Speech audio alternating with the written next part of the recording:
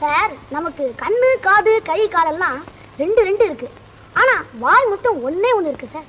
ஏன் எப்படி? ஒரு கண்ணு இல்லைன்னா இன்னொரு கண்ணால பார்க்கலாம். ஒரு காது இல்லைன்னா வாய் இல்லைன்னா சொல்ல முடியாது சார். அதனால்தான் நான் சொல்லுகிற சொல்ல காப்பாத்தி தீரணும். சொல்ல காப்பாத்தணும்னா கோழைத்தனம் கூடாது. துணிவு வேணும். துணிவு இருந்தா மட்டும் போதாது, உடல்ல வலிவு வேணும். உடல்ல வலிவு இருந்தா தான் நாட்டையும் வீட்டையும் காப்பாற்ற முடியும். என்ன ட்ரில் வாத்தியாரே, பிள்ளைகளுக்கு பாடம் சொல்லி தர்றீரா இல்ல அரசியல் சொல்லி தர்றீரா? நான் என் கடமையை தான் செய்யறேன். நான் கேட்ட கேள்விக்கு பதில் என்ன? நான் கேட்கிறேன், பேசாம நிக்கிறேன். தன்மானம் உள்ள எவனும் நியாயமான கேள்விக்கு மட்டும்தான் பதில் சொல்லுவேன்.